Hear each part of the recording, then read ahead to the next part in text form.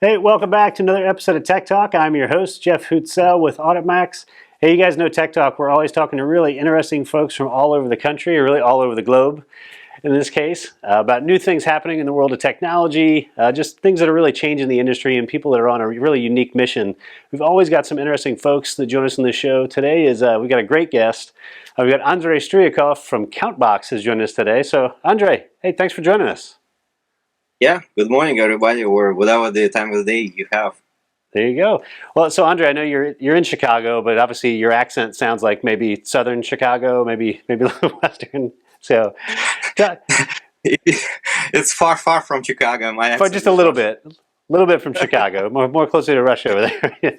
No, that's awesome. We're glad to have you on the show. Hey, so CountBOX, you guys are doing some really interesting things. I'd love for you to maybe, for our listeners that aren't familiar, give them a little bit of background about CountBOX, kind of what the company's all about, and kind of your mission.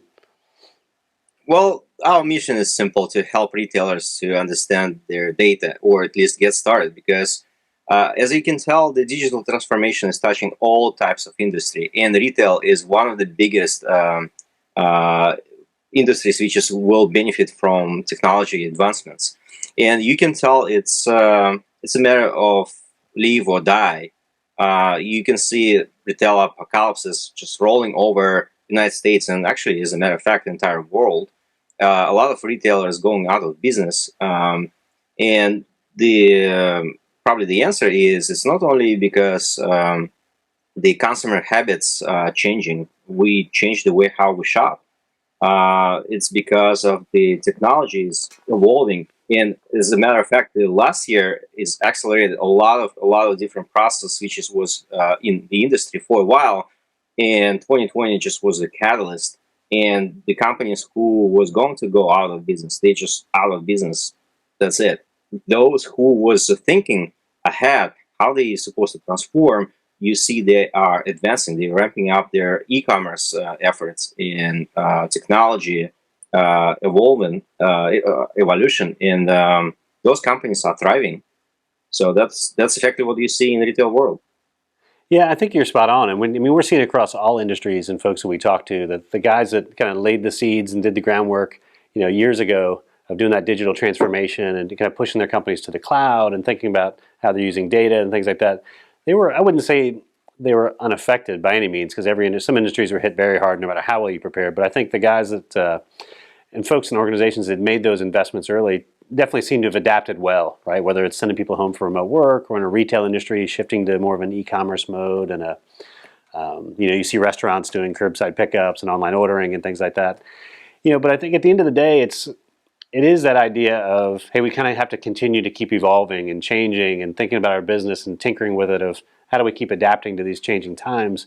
When you think about retail and CountBOX and what you guys are doing, how are you guys leveraging technology to help these retailers, be more effective and serve their customers better? Well, the answer is actually we have to adapt with the modern challenges as well. And this is mean we have to listen to our customers and adjust our product line. We have something very not much popular product before, which is called real-time occupancy, which is this year with retailers, we just need to watch the levels of how many patrons they have in their stores in brick and mortar locations. Sure. This became a product almost number one because now all retailers need to monitor how many people coming inside their location to ensure the safety guidelines and social distancing is they have a healthy level of people inside. So Yeah, that's that's interesting. like Because probably that's not major how you guys. example, which is Right, because that's not how you guys originally started the company, right? The original idea of the company was tracking data of shoppers and trends and things like that, being able to offer them kind of real-time information to those retailers.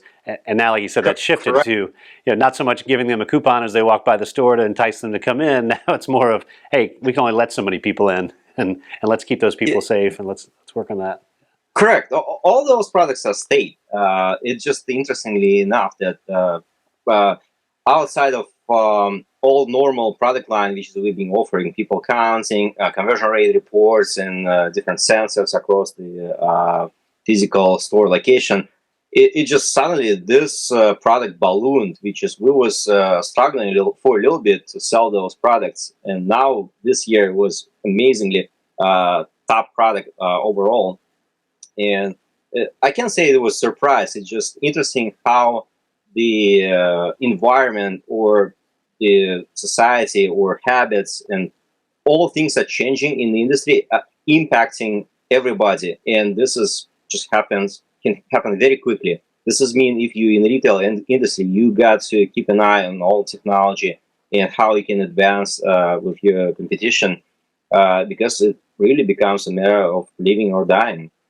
Yeah, yeah, it's interesting. We talked about changing and changing habits.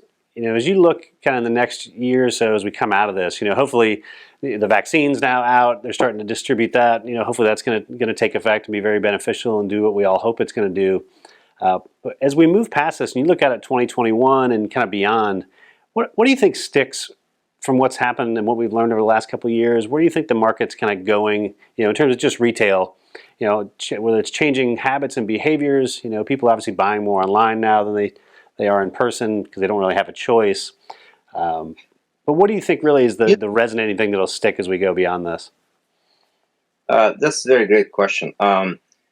So what I can tell, it was trending actually for a while, but big retailers are becoming technological companies. And if you want to build a business which will be very successful in retail industry, now it's almost impossible to build it without technology. And this is going to stay. It's not only going to stay, it's actually going to transform and evolve even more to deepen that difference between small moms and pop shops versus big retailers. So this is mean actually moms and pops and small retailers, small medium-sized chains, they literally need to start looking into technology as the only way to survive. And of course they can find their niche and still will be in many cases can be a viable retailer destination in many different locations. However, everybody needs to evolve. Otherwise, they will be out of business.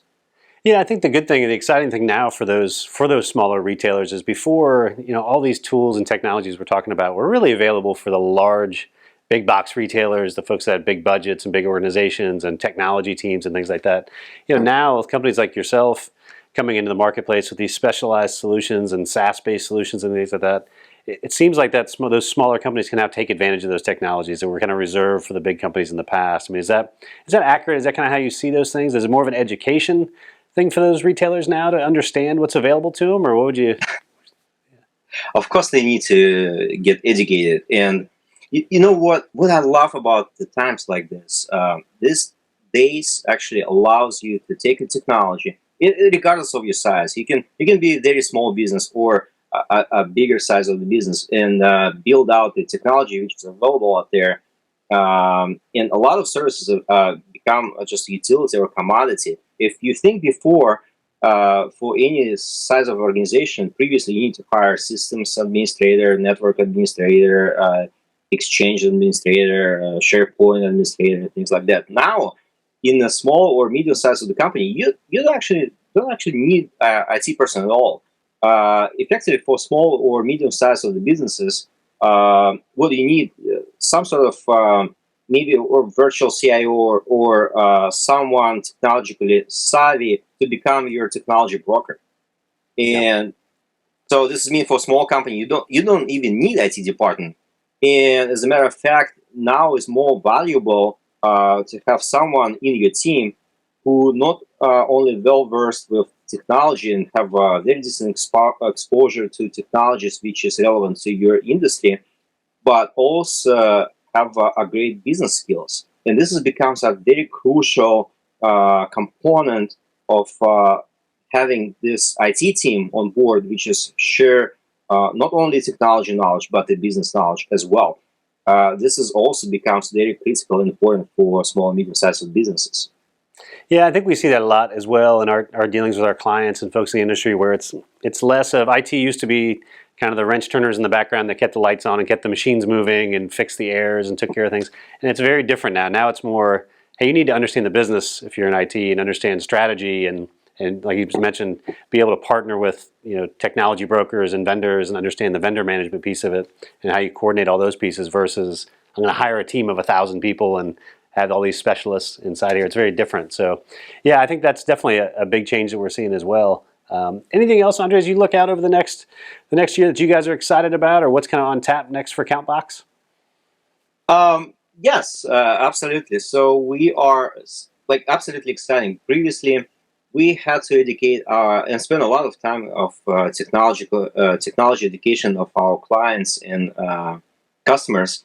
But now the everything around forces our clients to get up to speed with technology, and actually the IT industry helps a lot.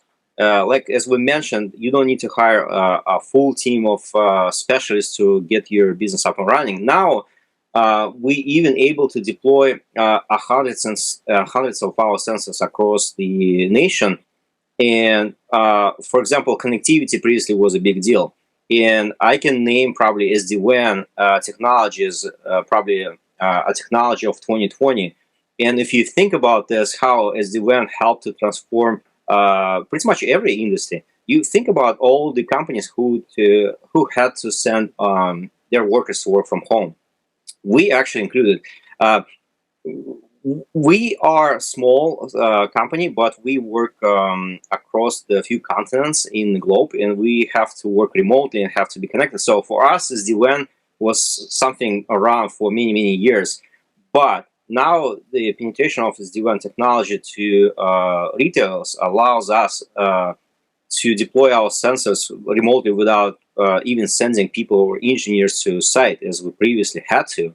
This allows us to scale. This allows business to be more efficient. And I'm talking about our business, and I'm talking about retailers and customers and clients who are adopting those technologies. Because in reality now, you centralizing management of all your critical IT systems via one console or cloud accessible management portal, things like that. And this mean you can deploy your technology from anywhere in the world to anywhere in the world. And brings the technology brings to globalization and connecting the distant pieces of the world together at very high speed as we've never seen before. Yeah, I think it's good. The SD-WAN technology has been great for a lot of folks. I think just allowing them to be flexible and nimble and have better reliability and redundancy and performance of those key applications from the cloud, like you mentioned, have been a really big thing. So, no, that's definitely been a big one for a lot of folks. So Andrey, for folks that want to connect with you, they want to learn more about CountBOX, where's the best place for them to find you and learn more? You can hit me up via LinkedIn, and you can learn what I do, because I do much more than the CountBOX. CountBOX is a little small startup company, which is we've been doing with my partner for a few years now. It's still a very lean, small, and agile company. And at the same time, I've been bouncing between corporate and startup worlds, which is I enjoy both, and been lucky enough to been exposed to both sides of the world, startup and enterprise. So you can connect with me, LinkedIn, and learn what I do, CountBOX particularly, in any other gigs, which is you might be finding interest in my profile. So connect with me, and I hope we'll chat and have something for each other. There you go. Andrey, hey buddy, thank you so much for joining us this morning. It's been a pleasure. I always love chatting with you and hearing your insights. So thanks for coming on. Thank you. Yeah. All right. Hey, and thank you guys for joining us as well. If you want to hear more interviews like Andrey's, you can check out our full library on automax.com, or you can even check us out and find us in podcast format, wherever you find your favorite podcast. All right. Thanks, guys. Have a great week, and we'll talk to you soon.